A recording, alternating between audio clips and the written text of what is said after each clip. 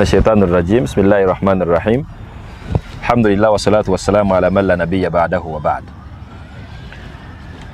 All praise is due to Allah. May His peace and blessings be showered upon our beloved Prophet Muhammad sallallahu alaihi wasallam, the one who fought tooth and nail for Islam to get to every corner of the world. We request Allah subhanahu wa ta'ala to bestow unto him His full blessings and mercy, and to whoever is to follow his footsteps until the day of judgment. Allahumma ameen.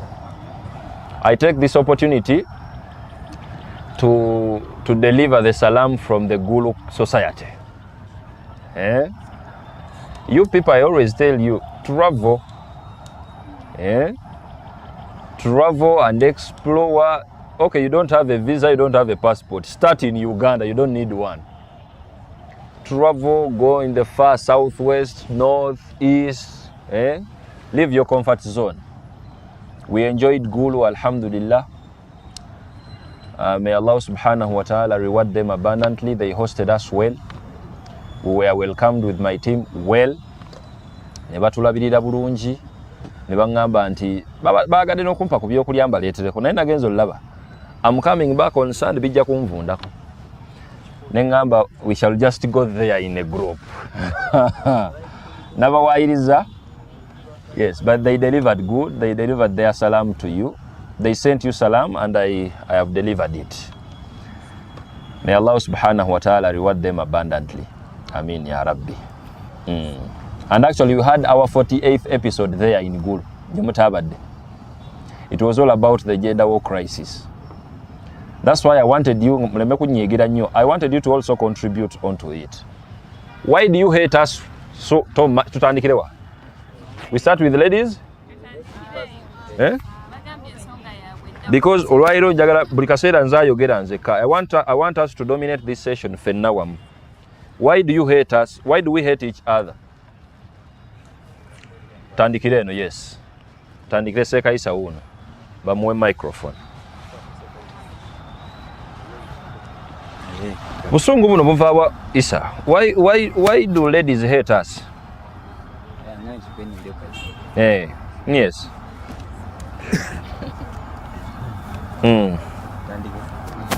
Assalamu alaikum wa rahmatullahi wa barakatuh. Wa alaikum salam wa rahmatullahi. Njagala bakuwulire.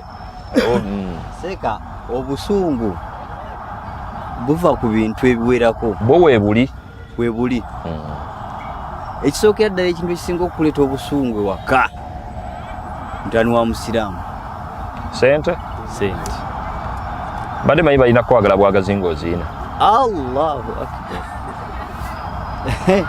Sente kyekintu kyasiza okuleeta obuzibu ewaka.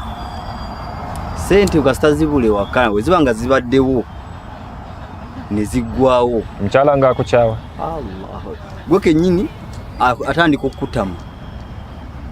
Atama gwe? Yes. Olw'ensonga nti agenda buli w'okomawo agenda kukubuulira twetaaga kino, twetaaga kino, twetaaga kino, twetaaga kino, sabuuni yaweddewo. Yaba ye sabuuni mulya oba obusungu bwe buva. Otandika okulanga omunnyo olanga abagunuuna obunuunyi, olanga sabuuni abali omulye. Kati gwe kennyini otandika okufuna obusungu obulange wakukyaga kubeerawo. Kale nabo obayombesa. Kwegamba esente zino ogenda okulaba abazitwala bakyali balamu kyokka ziweddewo. Ziweddewo. Obusungu nga bujja. Ate nga bakyazaagala. Kati obusungu nga bujja. Kwegamba sente isooka kasaziggwawo n'okubeera ogenda kutandika okubeera nga mukyalo tokyamwesiga nga naye takyakwesiga. Wajja alowooza sente oziteeka mu bakazi bo balala kyokka nga toziina. Kumbe toziina sente zikoze ki? Zikendedde. Kati obwavu kireese obusungu buno okubaawo. Obwavu seeka obwavu kibi. Bwe businza okutabangula amaka g'abantu gonna n'omusajja ebisinga okukugaana lwa nsonga ya sente. So wange nsawo teyimiridde bulungi tunakyogamba ggwanga. Okay. Yeah. So emu ku nsonga ezireeta obusungu ewaka. Ate n'ebweru kubanga toyogedde ku bafumbo. Obusungu buno obuli ku side zombiriri. If ladies are having a chance to talk about men, amanya ge balina mbwa, mbuzi, temulina magezi, bye biri okumpi. What is the cause? Kyandibadde kikola amakulu okubanga if they are asked about, say something about men, they are beautiful creatures, they care about us, they protect us, tebiriiwo ebyo. Ensonga tebasiima oba bikukalidde ku matama Isa bikukalidde ku matama ensonga ensi yonna ntabangu kuchukua ni government esisi gavumenti ekyogerako government nayo yennyini kwegamba government teyambye abantu nabo bennyini nabo tebeyambye kakati niwesanga buli muntu alibibye abantu bangi buli kimu bwe busungu abantu bakoowu bo bakoowu mashallah imamu tuwe imamu yes imamu oyinza kulungamya otya busungu buno buva ku ki abantu ingini ali mu kukyusa buntu abantu this is a valid question newe tunamalanga sisomesezza mpulire obusungu buno imamu oloza buva ku ki abakyala nga basitudde obusungu n'abasajja basitudde obusungu ku sayidi eri Assalamu alaikum warahmatullahi wabarakatuh. Wa alaikum assalam warahmatullahi wabarakatuh. Desye kasendizo kulowooza Katonda mwayisizza obusungu ojjeko okuba ntusembedde enkomerero naye ebimu ku biringanga ensonga nga 3 esooka mu maka temukyali mukwano temuli mukwano tuliyanga bye bafoosinga obufoosinza okugendayo kyenyiza okutwala ng'ekyokulabirako nti bakadde baffe bafumbirwanga bamaama ne taata olw'okuba nti maama omusajja yali exposed to a certain level naye ate yo omukyala yali backward nnyo wasn't exposed kati yagumiranga ebintu bingi mbutamanya which was a blessing in disguise tikyali ffe twakuliramu ne tukulanga abamu generation yaffe abamu bakula bulungi bakola ki naye mugumira bino ebintu bingi n'okuba nti yalina emizi neki agumira abaana be bakule bano abaffe abazza bali exposed abasomye because okusoma kw'abaana abawala kutandise obola 90s Tandika 90 backwards abasomye abawala balinga batono nga bamanyi nebanja ne guli yasoma ne guli yasoma kati exposure y'abaana abawala yeeyongedde tokiba kyamunyigira mabega agenda okufumbirwa omulenzi nga ne byayagala akola ki ayimanya abitebolinze gwayagala malayika ataliyo abatono nnyo it's like 0.01% omulenzi gwayagala kati agenda okuyingira mu bufumbo bonna bwagenda okuyingiramu nga byayagala odde abikola ki watabifuna afuna obusungu butandika okukola ki okuzimba mulova tampale byejagala atakola kati kitandika mpola nga kibuildinga kati agenda okulaba omusajja amulaba nga nagamba neighbor nga tebwali bufumbo love eri nga tekola ki teriwo then ekyokulala kyenyiza okuleeta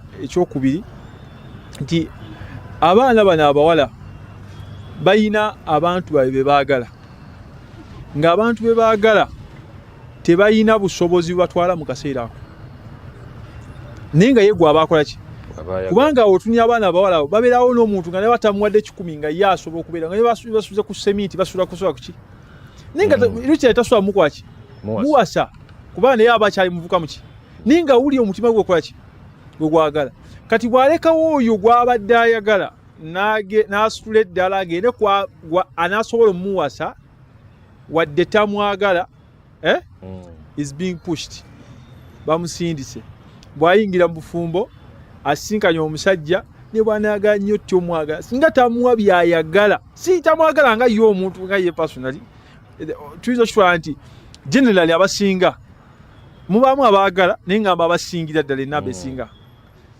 abatamwagala ye nga ye personally kati nga kyamwagalako benefits ezikola ki kubanga naye waba agenda omwogereza amulaga motoka amulaga nyumba amulaga yimusika KFC amuteeka mu mbeera kikola ki kitegeeza nti watuukayo ewaka n'abimumma busungu butandikira awo nze byandeeta birala naye agenda nze najja tuya KFC kati ondisa mukeni kati ng'atandika okubiulira omutima gutandika okufa okanya kwebuuza omukyala gwe nawasanga tweyagala obusungu buno obw'okuntu otandika olaba obwana bukuba mpi addako gwe asookera ku baana naye asinga abalinako waayo asookola ki akuyisaamu bw'osanga ng'oli amuyidde omukyala ayidde bbaawo amazzi mu buliri akutta akaso amutemye akoze ebintu birina step bingi bitusanga ku mawulire agataliko nfuufu boogera nolaba ensonga ng'ekutte ku bantu bonna naye ng'ekivudde obusungu bujja building nga tebuba tutandise kati omukyala agenda okunoba mu maka ayinza okunoba emyaka 5 emabega ng'asiba mudde ebye naye ng'alina kyesi kasipaka kayinze katono nnyo bwe kati yakukyawa dda emyaka 5 naye nga waali kitegeeza emyaka gyonna gyagenda okufumba egyo emyaka 5 nga yasiba dda agenda kuba ali mu busungu nga addeyo n'akaba n'amaziga n'akola nga yenyiga yekka kati obusungu bujja bubuildinga kuba obusungu is a gradual process tekitandika kati ujjako abantu nga balina sure nti bo balina obusungu oli osanga oli nga ye mu nature ye naye abantu engeri gye kisusse laba abantu nga kintu tekitandise kati kijja kikwaki ekyensembyayo ekyokusatu otunya background zetukuliddemu abantu abasinga Allah tugeseza ti family zaffe zigenze zaawukana tuli osanga mama yamukuziza yekka oli akulidde ku taata ate gwogenda okubeera naye gwovudde olusi taata ne maama akulidde mu busungu akulidde bamulaga basajja mbwa waba bakyala tombuli abakyala kati omuntu akuze bw'atunga ekifaananyi talina kifaananyi kyalaba kya another partner atuuke mu bufumbo gamba osookera eno mu mbwa okufuuka omuntu fojja okuva mu buntu kati babanga bamupushinga nga okwate empologoma ogifuule embwa ogifuule kapa it's like opushinga ekintu ekibi okifuule ekirungi which is literally impossible wallahi kati ogenda okwendinga apo ngo oli ali mu bufumbo naye nga byayogera tebisaana omuntu akola oluusi nga yeetegese okudiringa n'embwa naye nga tobangako nambwa tamayina musajja kati n'abeera nga byonna is build about bias nga obufumbo bwe tulimu ennaku zino buli build about bias oli ava eri ng'alina mind ndala nondi alina mind ndala ne baleeta ne bakola bomu ewaka bagita time bomb nga just eri ku tik sawa yonna ekola ki in a month eya they separate nga tuddamu kumbulya ki kati ensonga ezo zizimbibwa kyekyobwavu kyekyokusatu kyenalibadde ensembyayo sente naye sente zaalibadde at a certain extent kubanga ffenna tukulidde mu environment nga yabwavu twawumanyiira tujja gamba nti kubanga oba otambuddeko n'otuka mu nsi ezaakulakana ogamba weesaasirako kwenyino gaa niwekabirako ku baziga ogamba baffe tuli mu jahannamu tuli eyo wansi eyo ngulaba nga mimwakuliramu birala nnyo ne bikoze ki nexperience yosanze kati kitegeeza ffenna abasinga bakawuliriza ffe si nnungi oba kitegeeza kati tetwanyi tukutenga nsonga wabula ensonga ziri ku ezo points bbiri nekyobwavu oba ki naye kyo kyokuba nga tufuula nga point Mashallah. Barakallahu fikum. Njagala engeri yangambye wano dakiika emu tusale mangu nga yes tusookere eno then tukomewo inshallah. Oba muti mulina busungu abasajja mubaagala temubalinaako buzibu. What is the problem? Obusungu buno buvaawa? Obusungu buno buvaawa? Nze ngenda okwejjira kanti. Kanso uno ashiya uno waliyo ne ajati wuli katusoke na ajati oli watusoke ne kanso ne kitiibwa basatu yes ajati kitiibwa. Why do you hate men? First of all, I don't. Otio weje Assalamu alaikum warahmatullahi wabarakatuh. Assalamu warahmatullahi wabarakatuh. Obusungu buno abakyala buvaawa? Why is it too much in other ladies as well? I want to give 2 reasons, which I think, first of all, in this generation, I don't know about the previous ones, but in this generation, I think one of the reasons are ideologies, things that we think exist when they don't. Sometimes we don't understand amanya agali mu kigambo. You see these words people throw around, men are trash. Someone who is 6, 7, agena kulanga chawulira. Yes, they seem like a joke, but anything that enters the mind today, tomorrow, Wednesday, next week, it is processed. And even if you don't believe it, you start to see it, even in things where it's not there. Oja kuyita ku bantu nga bayomba, you don't know what the argument is about, and it looks like the man is winning and you're going to say, men are trash, or like the mindset keeps growing. So some of the things we say, and they might believe it's very dangerous, but we need to worry about them. Ebintu betuisa bigena tuyingira mitwe bisigalem, and they're going to keep growing, they're going to keep manifesting into something else. That's one of the reasons. Okay. So we need to be very careful about the society that we are in. So some of the people we hang around may make us develop certain mindsets, even when it's not even happening to you. It has never happened to you, but the people you're surrounding yourself with, unfortunately, maybe they're having bad experiences, and every time you hear them, you're like, The second thing is also, there's where we had a seminar, I will not mention one of the times, and someone asked a question, Rachi, abachala bagala Christian men, abachala basidamu. So I think it also relates how the answer that one of the ladies gave is, it's because you men are not romantic. So I cannot explain that statement because I'm not the one who said it. But me, I think it's one of the reasons. People, but what I would like to assume, it's an assumption. Maybe I have grown up watching, I don't know, some muyindi over there on some soap. There are things I expect, yeah? Like bien kuze ngam expecting bien sunga ngendo kutuka nyingi de makerere and Allahu Akbar, I don't know, and you're not seeing that. When you don't see that, you start to feel like wakati bano bavawa tebamanyi mukwano, so you never know in one or another. It also grows into that. The last thing, so those are two things I really think, because abachala, it's really about emotions. I really think so. The last thing that I would like to believe causes that kind of hatred is also lack of responsibility. Kati, I want to give another example. And they believe that all the men in their tribe are cheats because chakuzala nti tata Oli, brother. So for them, they believe that whole tribe, their own tribe, they believe that. So I would urge our brothers to be very responsible people. Yes, because you're going to cultivate a mindset either in your sister or in your child or muchalao. And since the mothers are the ones who take most time with their children, that is what they are going to have. People in that tribe do what? Cheat. So if we are not responsible, those are the things. If us the ladies are not responsible, the men are going to think that abachala bonna balinga nze gwe balabye nawar avuma, you know. So same thing, if I see onogwendi naye webacho yeisa, I'm also going to assume that kale, that is how the Muslim brother treats himself. So we need to be responsible people, like we need to be exemplary. Yeah, that is what I've said. MashaAllah. Barakallahu fikum. Tuzeko kanso, then tusembiaje tusembeo ni seka wanomu. Assalamu alaikum wa rahmatullahi wa barakatuh. Alaikum salam wa rahmatullahi wa barakatuh. Shay inze obusungu buno buva wa kanso. Obusungu buno buva mu bintu bingi nnyo. Tuyina obugumiikiriza, because anything that comes oyina okuba n'obugumiikiriza. Tuyina omukyalo ono agenda okujja nga we yatandika dating yasookera ku Muhammad n'amulumya omutima.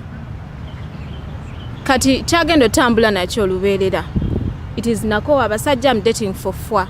Nena kufumbirwa kusanyusa waka. You understand? So bwafuna ekyonna ekimutawanya mu bufumbo gyagenze n'omuntu omulala, ayina that hatred gyafuna dde wa Muhammad nga beedatinga. Yes. Nga beedatinga n'otuuka mu bufumbo nga tafaayo kyonna ekijja, ye ali ku kyonna kijja. The public has also did a lot about this anger that is coming in marriage. You're sitting somewhere, we are no longer receiving anything positive about marriage. Abasajja babi mbwa ne bw'omulabirira ne bw'okola ki tebasiimira ajja kuwasa omulala. Waliwo akali love letters. Omusajja simati tebamwebika. Ako tebamweyalira ne bamwebika. So womweyalira tomwebika. So you find like ogendo olekamu. So you find I'm a good woman that has come out in a home where I know nti omusajja kya muwendo, cause mama kyakuzandaga. Kajuice ke kabaawo okumugololera, everything in place. Naye bwe kati owulira kitegeera obusungu buli awo. Yes. kati ntuuka eno tutudde gye tutula ne bannaffe oba tulina ye tuli mu girls talk gw'omugolera nze maidi yagolola omufumbi semufumbira sikwata ojja mugolera bw'oto era awaseeyo omulala. Yes, ojja mukolera awase omulala. So naye mukazi wattu gw'abadde omulungi you feel bizze ne waba musajja wattu alina gy'aludde obusungu bugenda kujja atuuke ewaka oyombe omuvume bimutame. Understand? Ekirala obugumiikiriza tetulina swabulu muffe because I know there are some things that come out because of Allah. Nga Allah yabirese mu bulamu bwaffe nga akutestinga. I won't disclose this so much. I have a client. Naye omukyalo oli yagenda ebweru n'akola ssente ze. N'azisindikiranga Haji bbaawe.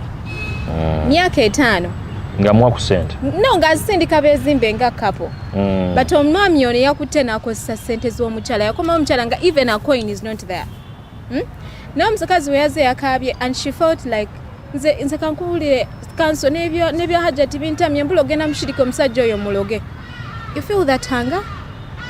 Because we are not handled in the right way. I come with a pure heart to love you forever, but for you have a presumption, myaka 3 nja kuba mukyai. You're putting something in me. I've come wholeheartedly nena kwagala nkufumbire embeerewo ng'omukyalawo. But then you're going to disrespect me. Odaleti, botogere ekintu leero okiddamu n'enkya n'okiddamu mwaka mulamba nange mba mpulira mbikoze eki. Biko ye buba kugumba ku kinusu. So if I just pray nti Allah subhanahu wa ta'ala yandi kudde dua zaffe with the right people, we meet the right people. Because if we meet the wrong people, they really turn us into bad people. The hatred is going to Yes, we are going to be negative all over the world. MashaAllah. Yeah. Barakallahu fikum. One last lady, ne one Sheikh omu, nze mpeyo submission yange. Nam Hajat.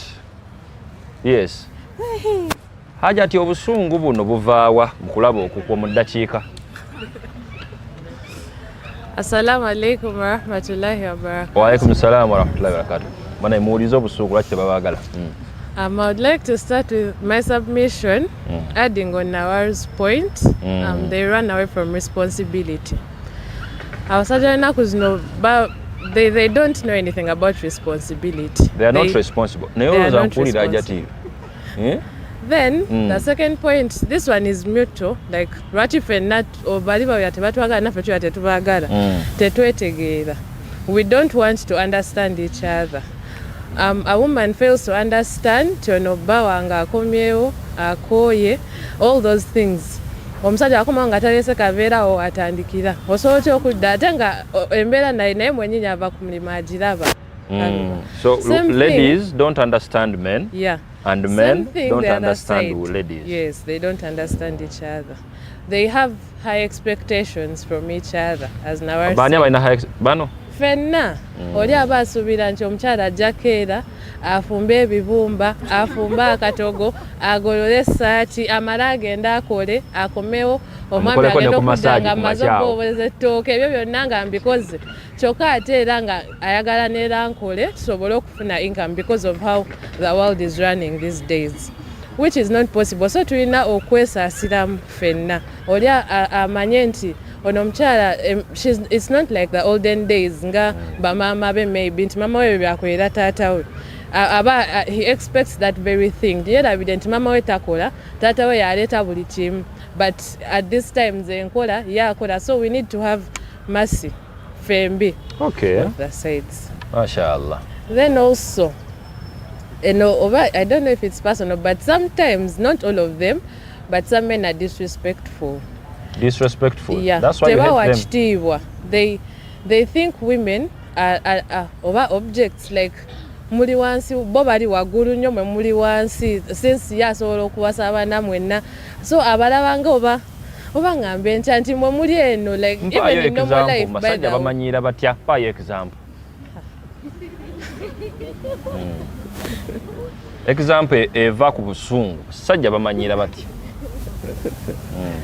Ati nze kale siri mufumbo naye just nengeri osobola okuinteractinga n'omuntu n'omulabirawo nti ono bane bamukyala wabeera kyanga mbutuufu akulagira ddala nti abakyala tolina kyongamba oli below me toyinza kukola nze byensobola kukola, which is true partly nti of course senkana naye balina otandika otubalamu amagezi nti nange ndi muntu ntegeera baleme ayagala akutegeere buli come up to that dot atikwena okugamba nti hijabu gigye sijagala yet nawe oba ne personal preferences gwojagadde. Yeah. I think that is it. Kyekyo tufuneyo seeka omu wanene omu tukoleko omu abasigaye tujja kweyongerayo nga mumaliriza. Njagala kudduka ku African. Yes, seeka yeyasoose. Lwaki temwagala bakyala? Busungu buno buvaawo olowooza? Naam, bismillahirrahmanirrahim. Assalamu alaikum wa rahmatullahi wa barakatuh. Wa alaikum salam wa rahmatullahi wa barakatuh. Kati abantu, like on this discussion, we are more of the family part. Kati katusoke tufulumeko ku family, tuddeko ko outside. One, for me I think, on my opinion, men are no longer men and women are trying to be men. Abasajja tebakyali basajja ate n'abakazi ajja tiyayogedde ku kigambo kya ideology babateekamu nti naawe kino okisobola. Otuvuddemu musajja munnaffe kati men are no longer responsible. Obusungu buno gye buva really kati tube tuli ku mulembe gwa global biki TikTok nolaba omusajja nga yeekola ebintu ntunogamba kati nzono wabeera tata wange najja ku vidi nyenzo okwekweka omusajja yes wabeera comedian it is okay naye wabeerawo nolaba nogano ogamba nga asaana kukyayibwa nogano omusajja teyandikoze bino. Now then here comes the ladies who want to be men nga oba nkinyonyole batya nga yetagambwa she feels like she has to naye waali nga tayagala beera wansi wa musajja abasajja babakyaga physically awo byonna ebinaddirira awo obusungu bujja kuttuka obutamala budde n'ensonga esembayo abampuliriza n'abandaba gye tusalidde Juma Sheikh atugambye atusomeseza aya tugamba nti we tunaava ku mateeka ga Allah tujja living obulamu obwakanyigo waman a'rada an dhikr nabbi yatuteerawo amakubo mwana mulenzi woba ogenda wasa omuwala tunuulira eddiini ye n'empisa ze eddiini etambula n'empisa tunuulira famire ye ogenda wasa omwana muwala nga nazaala mwenna mwamulabye mawulire si kyekyo tunuulirako famire ye ebintu ebimu bigenda otuukawo ngoga ne sengawe twamulaba mugenfuufu you know nga watomera bomu nge amateeka nabbi ge yateekawo naawe ogalabye neba ajati Allah nabbi n'abagamba nti woba oyagala Simon tunuulira empisa ze n'eddiini ye ajati ayogedde ku kigambo kya ideology ife tukulidde ku TV tulaba busoopu kati tuyina perspective ya love nti omuwala alina okukola bino n'omulenzi alina okukola bino. Those are the western love. Fe tuli bafirika namwe mulina ogwammwe naffe tulina ogwaffe kati omuzungu yagenda n'atuteekamu n'ebikolwa omuzungu bw'ategeera ogwaffe alekawo ogugwe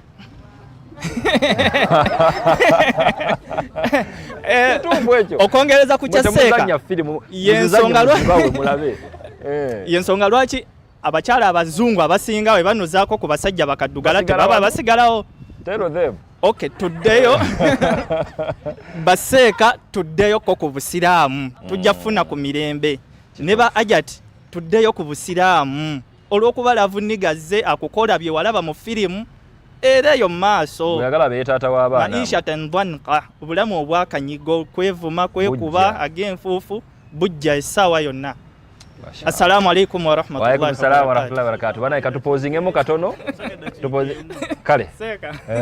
Nzawa alaikum wa barakatuh. Bwe mwogedde obutakkaanya wa relationship kino nkyogera nze nganze kuba nkiyisemu sometime back na datingako ku muwala billah okwanya omuwala masha manyi waliwo perspective osanga omuwala nga bambi yeeyisa bulungi empisa nnungi kabona agamba akatulanga keebisse nga it's like she's humble akatulanga keebisse kakawa naye keebisse yeah ngadala she's a good person she's intelligent ayina bwakola naturally ngo edala checho kwanagala alhamdulillah kiriza sibadde njagala yo is like zino sente no more which is okay nga person as a person she's understanding ategerera ddala natuka ekiseera nga bikaseera lwaku buli simu lwaku bwoba tasabye sente takuwuliriza message temunyumya olwo olukesanga nga owulira omuntu wallahi bulina nga is like buli waku besimu omanya guno mpira nga togunsasulidde nga togenze eno ya n'owulira nga is like gomo nyini nga tezi waku besimu wotakyawa yo kyawa n'ogamba kiki then oli yagenze naga is like abasajja tebaba waki tawa that feeling ofunye musajja ki muli waliwo bino byogenda ngogamba you're right yes notomera omuki notomera omusajja atali mutufu gwe mwenyini olwedde olabye joge that is like musajja tali understanding naye otulambudde ki ogenze omusajja mbadde manyi osobola kumusoma wano nga ki nga tonna mutwala no matter right now ono si mutuufu ono mutuufu and second ekyawula abantu it's like what education background ofunye omusajja tasomye agenda kugaana okukola ate onyiige funa muno be mwasoma let me say omanye this and this and this naye bufuna level yo olaba that it's like you can fit here ogenda funa level gyotajyamu agaana okola kino ate onyiige so nsize ensonga z'ebinzo guys like ki ate mulimu ne peer pressure omukazi nakuteeka ku pressure njagala kino olwokuba alabye oli akirina naye nga gwe tategedde ki tategedde ofuna kyenkana ki due to ye baalaba banne nga tategedde gwe ki how much do you earn mashallah barakallahu fikum Thank you for that beautiful submission. I don't want to take a lot of time because we have another item on the agenda. Now, I want to prepare my audience and I want to summarize this whole M.U.K session because we had the Gulu edition. Now this is the M.U.K edition. You get to understand that we were created differently. وَلَيْسَ الذَّكَرُ كَالْأُنْثَى. Our Creator wants us to understand we are created differently. Men, we are different from women. Women are different from men. With that reality, we are created to irritate each other because of that difference. You don't need a man that reasons as a woman. You don't need a woman that reasons as a man. If everyone is in their space, definitely there must be irritation at some point. Now, when you get to understand that we are different, okakanamuko no manyanti, this difference that is primary is natural. We are engineered differently. Now, the second sad reality is we are all feeding this hatred. We are sponsoring it. And it has no good impact in our society. There is no society that has ever proceeded, that has ever been prosper. Newanga alanga ya amani. The protectors of ladies tebaliwo. It is not there in history. There is no society that has ever succeeded in anything when the mothers, the sisters, the queens of emotions are not in the game. Now, if we are feeding on this whole hatred, the ladies hate men, men hate ladies. Of course, there are very many factors as to why ladies hate you, because you as a man have put those factors in play. There are very many factors as to why men tebabagala babatya, as a result of what has been engineered and sourced from the ladies' side. Now that's why I'm saying each gender is sponsoring this hatred, and wallahi al-azim, it's a threat to our society. This is where whoever is the leader of a society, a head of a certain community, you have to make it a task to make sure this hatred is not there. Where are you going to get this lady now? You don't want to get to a lady that is innocently you're the first husband and she's already biased about this whole being a man. You don't want to get a man that is too biased with this whole lady. He's preparing himself to deal with a thief. But you're not one. Now this is a threat to our society. And guess what? Each gender is responsible. The reason why this hatred is onto you, because of you. The reason as to why this whole hatred is on to ladies, it's because of you, ladies. Now that's on a bigger perspective. The spectrum is too wide. Twekyawa kubanga buli muntu akoze kinene nnyo kubanga ng'akyayibwa. Someone brands themselves to make sure all they deserve is hatred. And definitely you're not going to receive anything different from that. Ojja kukyayibwa because you've branded yourself like oyina okukyayibwa. Now Islam comes to give these key differences to understand. You're not supposed to be a reason as to why tukijeyo eri waggulu. Maybe you're not going to be responsible for the whole community and society. At least you. Why do you brand yourself in your being a man as someone who deserves to be hated? As a lady, why do you brand yourself as someone who is supposed to be hated? Now, this whole hatred is sponsored by everyone here. And trust me, it's not healthy. Gone are days where every man was ready to protect any girl, regardless. Today, whenever a man is helping a lady, either amukwana, oba byagobako, oba bw'ategendereza n'omukwata asobola. Now, is that healthy for you? The world is not going to be a safe space if you don't have protectors in play.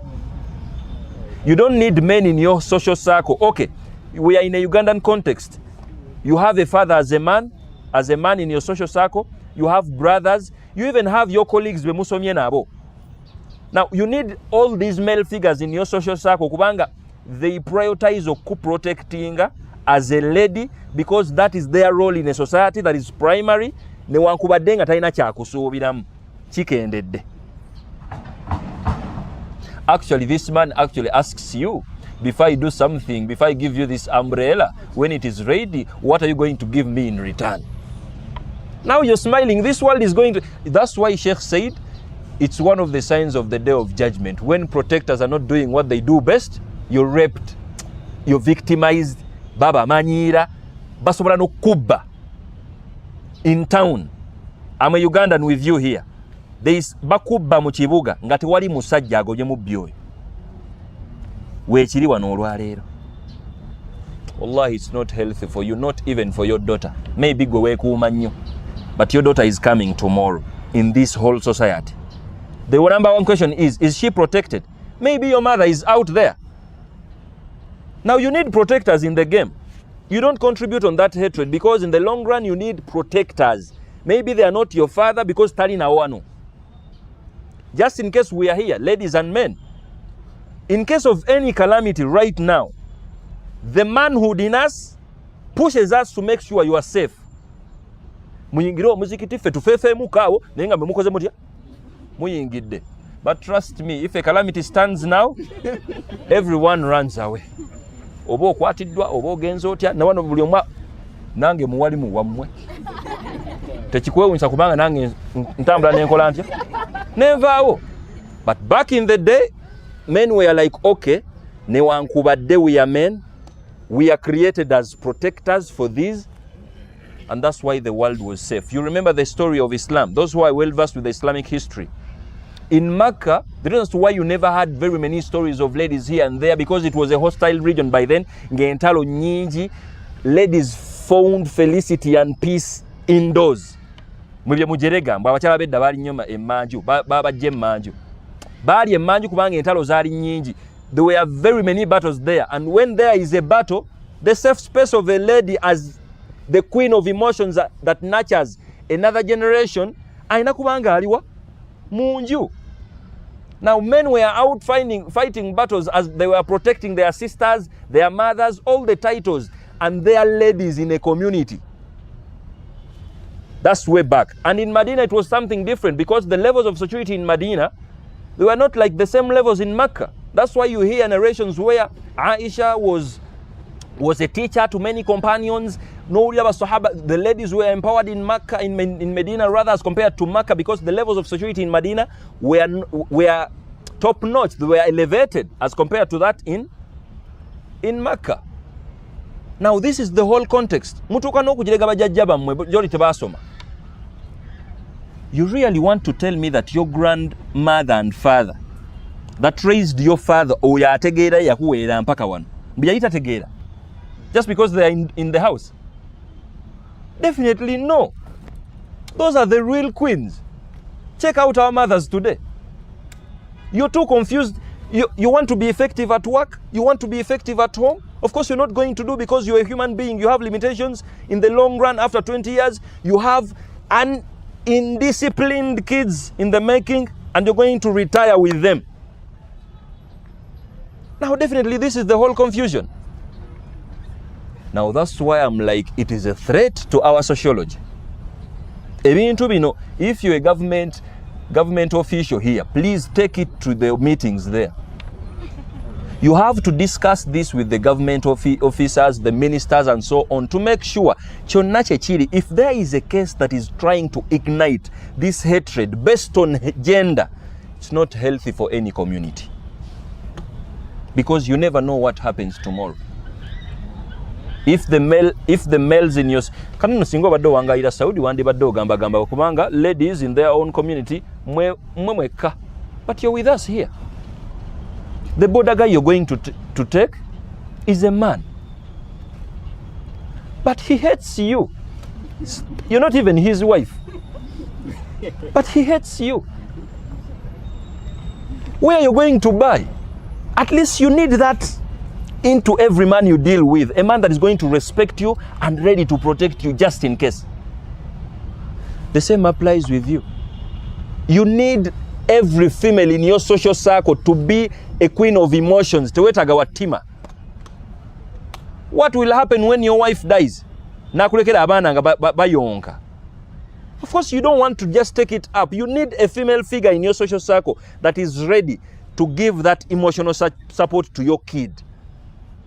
Don't you really think it's a threat when you don't have any wife who is basically a wife? Not even a wife, a woman. Because you don't need to be a wife to be emotionally active.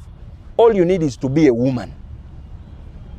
Mukwano gwo gwosomye wano wakuyambira nakugamba nti oyiriba n'omwana oyo ate okyali muwulu nze ndi mbufumba eno omwana muleeta akulire wano bba wange mwasoma naye tajja kunyiga ng'owaayo kaanawo ka myezi 6. Will that happen ng'obusungu obwo webuli? Obatanya obubatya ng'oyiriba n'omwana ng'okutukuliza omwana alina version ya kubeera musajja yekka kyokka nga muwala. Everyone is sponsoring this hatred. Now, of course, we are not the government here. Of course, we are government because government is the people of people by people because so we are part of government. Of course, if you're in position of impact, if you're the big sister, the big brother at home, make sure your family is not having this unnecessary hatred based on stereotypes. Now, let's get to understand that too. The social stability is at stake because of this hatred. Check the divorce rate. Do you know how many marriages are failing just because everyone is not positioned where they belong? The single parenting story. Do you know how many single fathers are out there? Reason being because of this hatred. And chances are high you're not going to be the same again because of probably the story that happened. You hate ladies because of the experience you went through. You're a human being, you're not an angel. You're going to play on that history tomorrow. It takes a lot of discipline to understand that whoever affected you negatively is only a person. There is beauty outside them. The same applies with you. Definitely, maybe you have a bad story with the father, with the previous husband, with a certain boyfriend, mwali mchataka mukwano, na kumenya omutima. Yandikoze chinga mchali bana bato. Aina kumenya mutima nga mchali bana bachi. Bato, now you're a big girl now. And you want that history to affect your future. It takes a lot of discipline to understand that, okay, that was my mistake before. Let me use the same mistake I made to make sure my future is flourishing. Now, we get to that reality to understand that even this marriage, the marriage family setup is affected by this hatred. That's why you're even single. That's why you're single. You're single, isn't it a factor? To a large extent, historians, you know, to a large extent, not even a small, you are single, and you might even die single because you hate men. Because every man that is coming is fitting the shoe you designed for them. Instead of first dealing with them, they are still human beings. They first become human beings to become dogs. Now for you, this man is innocent. He's a good person. He has come as a human being, not yet a dog. But you want to first treat him as a dog. In the long run, a good person being treated as a dog, what comes out? Definitely marriage is done. Is it healthy for a society? Single parenting, single mothering, single. Why do you even become mothers and fathers? At least like Allah ingiremo kubanga, akugerero kubanga you're a single mother and single father because of qadar. But don't put a reason for you to do that. That is why we need to discuss this. And when we visit the Islamic history, even with the Islamic wisdom, yachituanguiza. Wallahi, we are different in the mind. Our intellect is different. Our reasoning is different. And that's the beauty in our difference. A man is attracted to a woman because of the femininity in you. You are attracted to a man because of his being masculine. Now, you don't want a society that is building a man who reasons and wants to behave as a lady, who is engineered to be as a woman just because you hate men. You don't even want a woman who wants to find no peace into her position. You're not going to start up a family. That's why it is okay. You stay in your single life if you're already engineered like that. Now, our Islam came to at least guide, to make sure this hatred that is unnecessary, matter of fact, you can't do what ladies are doing, which is okay. This unnecessary competition is not called for. You can't do what men are doing, which is also okay. Now, why do you want to just justify yourself, please? We are also women. We are also women. We have rights. What rights aren't you having already? Don't get lost with these trends, please. We need to make sure our society, most especially Muslim society, it is just morally upright. Let our girls become good girls, good mothers, good wives. They die, they enter Jannah with their husbands. Let our men also be good men, good boys, good husbands, good fathers. You die, you enter Jannah. If those titles are tempered with, you might even die and enter hellfire. To make matters, now we are different. You can't be pregnant. And you can't make yourself pregnant. Don't we need each other? We need each other. The levels of understanding each other are supposed to be mutual because Allah yatuangwiza, we are not different and we are not the same and we are not going to be the same. Now if you learn that, Ogumamu, you're like, okay, I'm not going to put force onto something I have no control over. Walaysa dhakaruka kal untha. We are not the same. Even our responsibilities are not the same. What is your responsibility as a man, as a father? Ar-rijalu qawwamuna ala nisa. Your role is to protect and provide for your people. Actually be a leader to them. Not only to provide. Islam is good in a way that you provide in your own capacity. You don't stretch. Be a leader to your people. If at all you're not a leader to your people, because akabenja akali mukubera n'amakago nene okusinga okubeera gaawukanye. Your responsibility is that. It is not going to change. You are the head of your wife and kids, your wives and kids. You're going to protect for them and provide for them. That is your role, responsibility. You try your level best to make sure you're doing that. And your role is also well stated by Islam. Now you remember a lot the role of this man, responsibility of this man, but it is even technical for you as a wife today. Now you have the working story, you're here learning, definitely you're going to work tomorrow. Have you even thought about the sensitivity of you working? Can you even be an effective wife with the whole effective working? Of course, I'm not saying you're not going to work because we need you to work. You're engineered with that. But as a Muslim lady, you work when you're conscious. Actually, your grandmothers and mothers never used to do a lot to make sure they please their husbands. Today you need to do a lot. One simple scenario: if you get married to a responsible man, even your working is not a credit. Kubanga, his responsibility is telling him not to even lean on your income. He's paying rent, he's taking good care of you, and even taking your kids to school. Full, top notch. Kumasomero ga sobola. That's the responsibility of him. Now, into his mind, he is not engineered to even respect the fact that okera no koma wechiro. Taina wa achiraba. Alaba chayi guomuwa. Na kutula ne munyumyamu embozi. That emotional support jasubira. Guess what is happening today? You're not even doing that.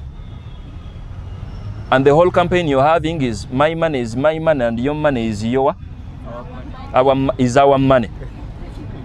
But do you know what it means? Your husband at home achimanyi ofuna akakadde oba bubiri yafuna emitwalo aga 5 nga ina information ingeyo nakuulira enkeera ng'ogamba nti your money is our money and my money is my money. What does it mean? Kiba kitegeeza nti this society is even engineering these wives okubeera abakodo to their families. Why do they get married? Baleke babeere mu basingo. If you need a wife that you have to write a paragraph, please, on behalf of me as your husband, please, you buy a shirt for our son. Inshallah, on Friday this date, I'm going to give you your 100,000. What marriage is that? Now, that is a challenge of your time. Don't you really think taking up your role as mothers, as queens of emotions that nurture? Because as a lady, you even underestimate your title. I envy you girls. How I wish Allah respected this hatred. Natuwako chemuyina. Nitusoka tuwechawa bulungi nga buli omaso. Namwe nabalekeyo, nafe natuwako chemukola chi? Chandibadde chimala. Imagine inspiring a soul, because the Islamic wisdom is you were created to make sure the next generation is reasonable. Nga etegeera. The reason as to why mutegeera 90% it's your mothers. Now, is that a position of mwesasire bannaye nga tuli bubi nnyo nga toli mugumba? That alone would be a position of pride. Mwajigoba. Actually, temwagala zala. The second point is just taking good care of your man.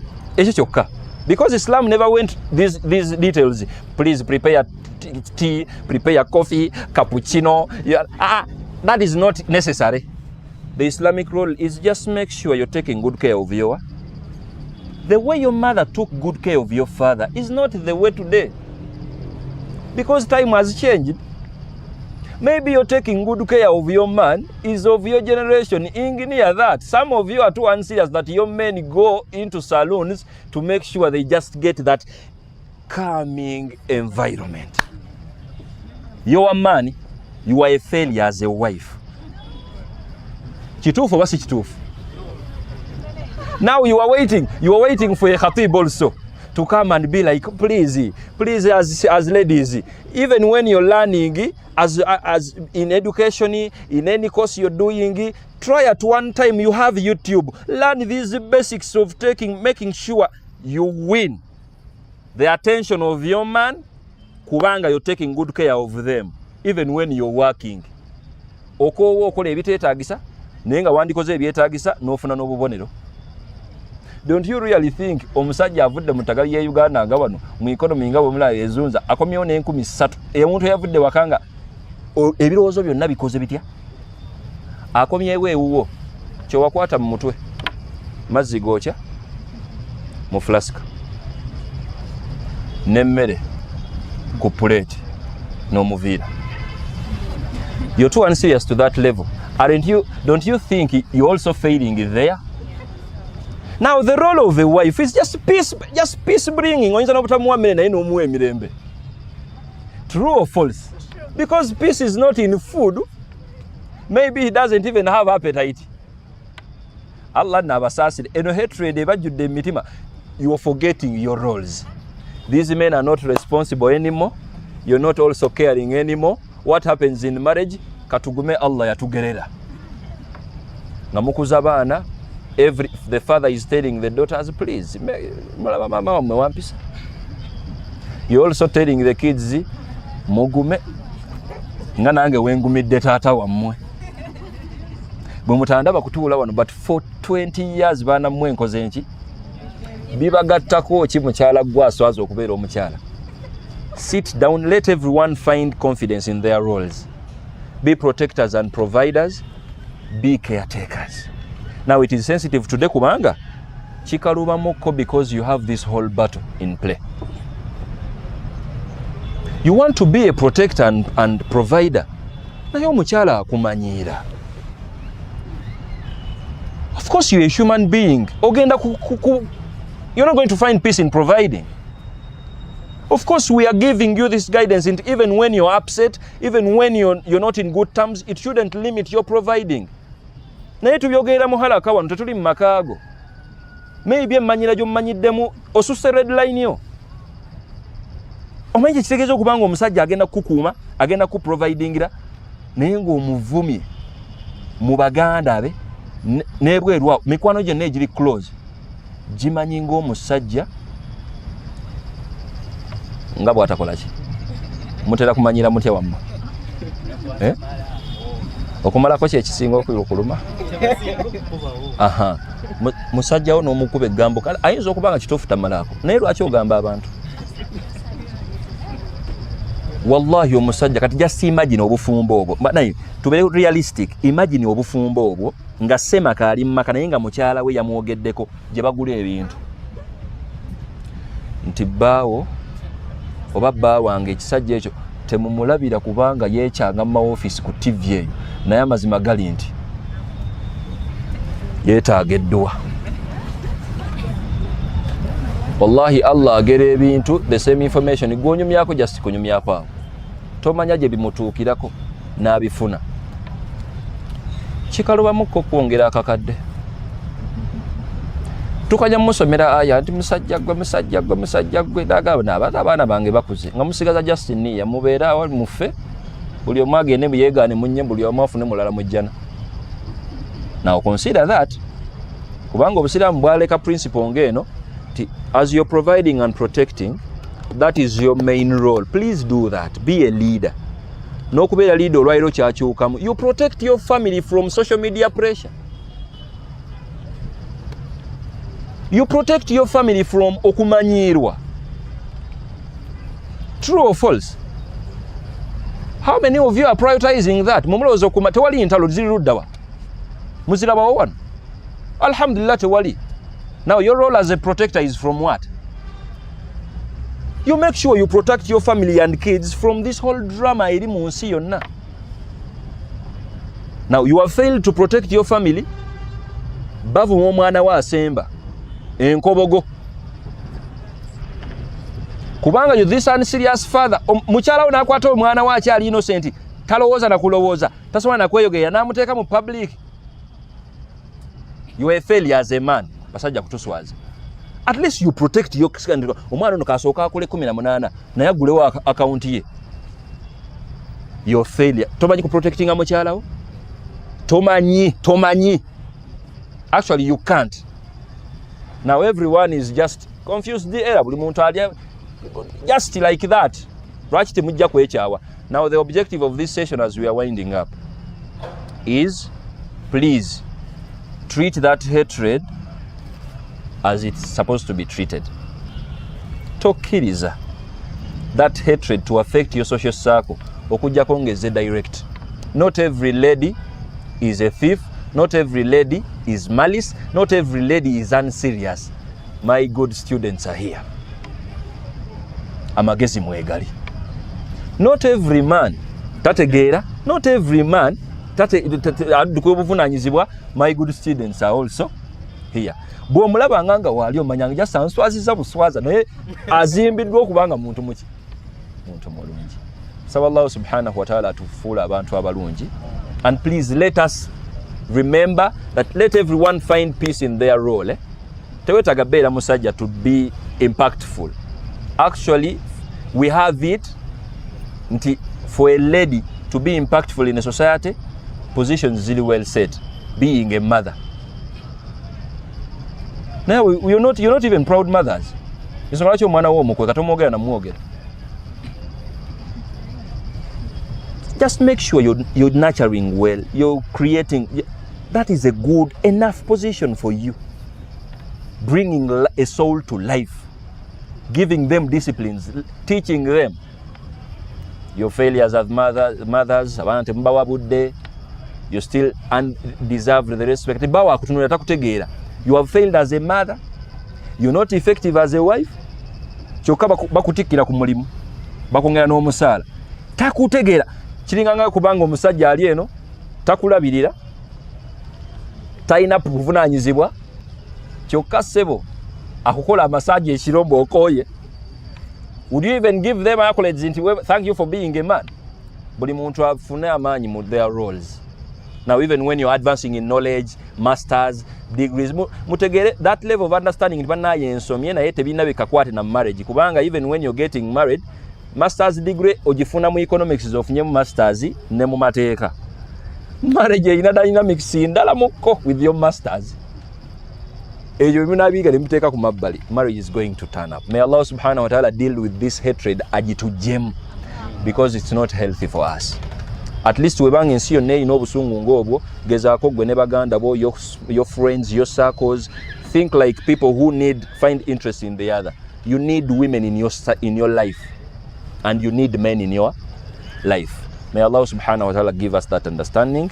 Wa barakallahu fikum wa assalamu alaikum wa rahmatullahi wa barakatuh.